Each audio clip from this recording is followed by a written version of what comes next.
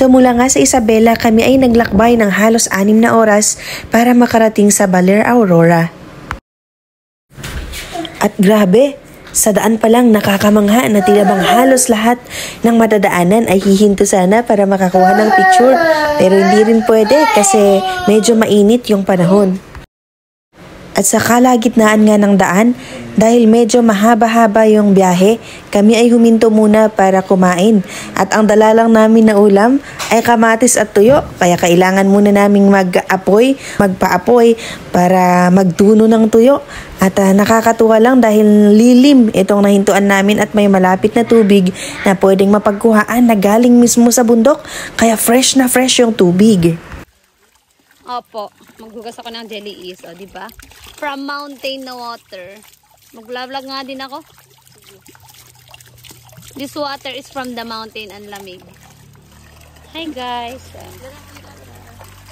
Hi guys. Welcome to my life. At kita nyo yan, may dala kami na manok na pwede namin katayin pag nakarating nga kami sa Baler Aurora.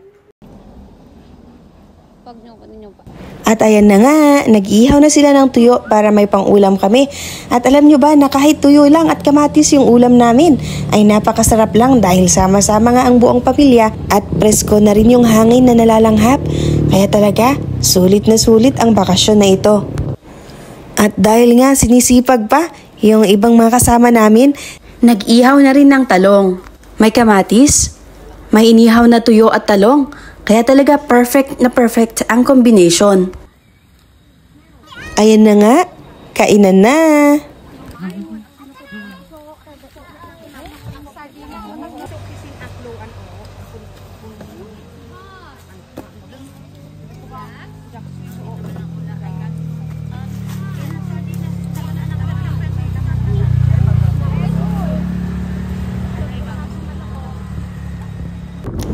At pagkatapos nga namin kumain, tuloy na naman ang biyahe. At aabutin pa ito ng halos 3 oras bago nga kami makarating sa Baler Aurora. At ito na nga, ikukwento ko muna sa inyo yung mga kailangan nyo i-expect pag kayo nga ay nakarating sa Baler Aurora. So based nga rin ito sa aming mga experience sa bakasyon na ito. So kapag kayo nga pala ay pumunta sa Baler Aurora, make sure nyo lang na yung sasakyan ay nakakondisyon kasi asahan nyo na ang daan ay paliko-liko or taas, baba, akyat, baba yung daan at kailangan talaga na nang gagamitin nga natin na sasakyan ay nakakondisyon para iwas sa problema sa daan. At kailangan yung driver na magdadrive nga sa inyong sasakyan ay dapat nga talaga may experience sa pagdadrive nga sa mga ganitong lugar na sobrang paliko-liko o bitukang manok kung ikumpara. Pero bagamat medyo mahirap nga mag-travel sa lugar na ito or papuntang Baler Aurora, sulit na sulit naman ito sa mga tanawin. Sa daan pa lang, abay mabubusog ka na sa kagandahan nga ng kalikasan at lalong-lalo nga pag tayo ay makarating talaga sa dagat. Ang pupuntahan nga pala namin ay sa Sea Grace Villas or dito nga pala kami matutulog. At ang binayaran ko nga lang ay 8,500 buong bahay na yon. At ang pwede dito ay 10 tao pero pwede nyo namang pakiusapan yung may-ari kung mas marami kayo na pupunta at magdadagdag na lang kayo ng konting amount lang. Ang entrance fee nga pala ay 25 pesos lang kaya talaga murang-mura na. At sa Sea Grace Villas, kompleto na, may mga paglulutuan na, meron ding balcony na pwedeng kainan at pwede rin pala kayong magdala ng tent kung talagang marami kayo na pupunta.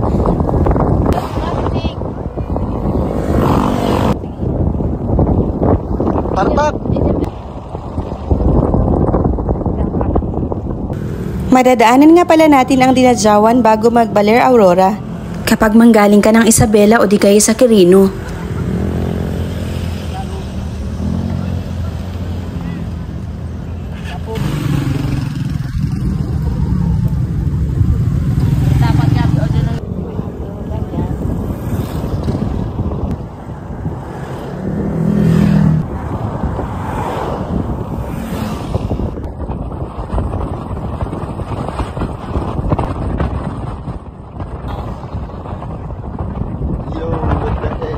Bago nga pala kami makarating sa Sea Grace Villas sa Baler Aurora nga, grabe, ito na yung mga makikita natin.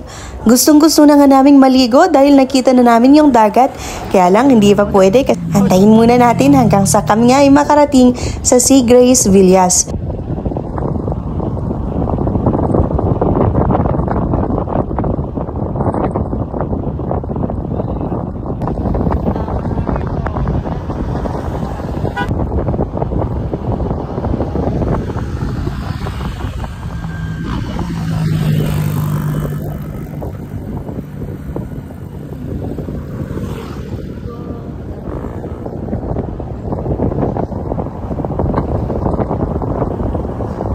Matik na mami preach.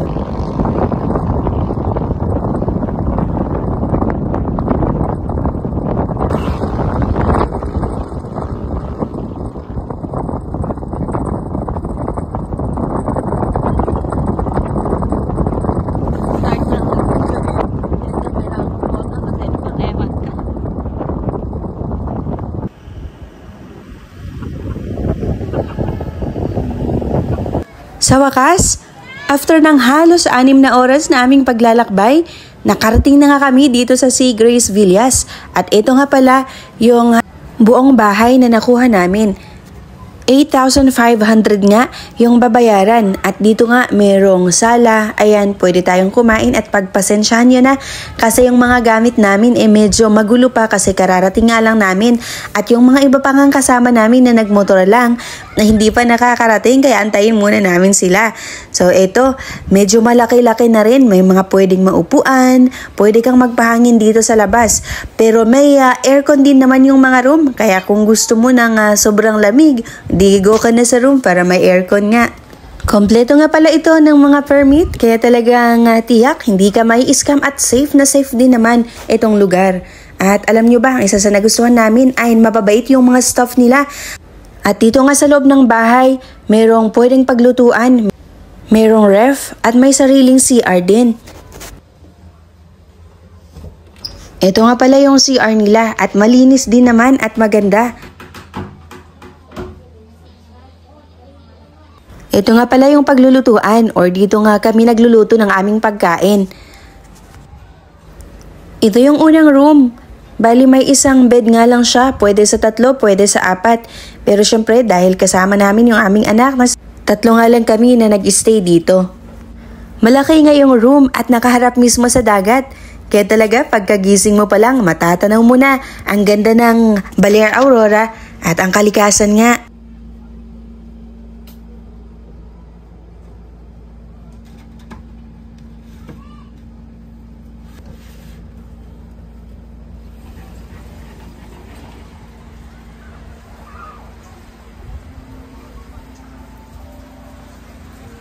Go naman tayo sa pangalawang kwarto. Ito naman ay mas malaki. Merong sariling TV at 2 yung bed dito. Kaya lang mas pinili nga namin yung isang room kasi nga 3 nga lang kami na mag-stay doon at dito medyo marami sila. Halos nasa 10 na ata yung pwedeng matulog dito.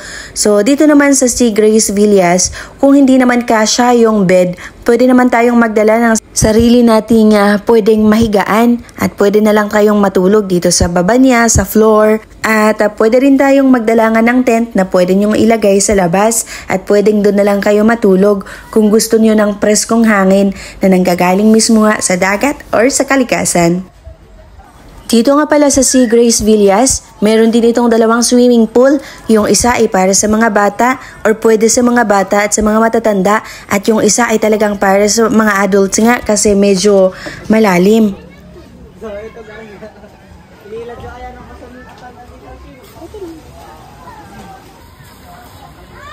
Tara, libutin naman natin yung dagat. Pwede nga rin palang mag-book ng cottage at pwedeng dito matulog. At dahil nga hapon na kami nakarating, wala pa masyadong tubig dito sa gilid. Pero kapag kinaumagahan or kapag umaga na, grabe, nakakarating na dito sa gilid-gilid nga yung mga tubig kaya pwede nang maligo yung mga bata. At ang isa sa mga nagustuhan ko nga dito sa Baler Aurora, dito sa napuntahan namin sa Sea Grace Villas, may mga bato na pwedeng humarang doon nga sa hampas or doon sa alon na malakas. Kaya talaga, pagka nandun na sa mga bato, humihina na yung hampas nga ng tubig. Kaya maganda maligo. At kahit mga bata, pwede kang makaligo dito sa gilid-gilid nga ng dagat. Kasi hindi ganun nga yung hampas ng tubig kasi may nanghaharang or hinaharang nga ng mga nagsisilakihan o malalaking bato. O siya, ligo muna kami ha. Bye!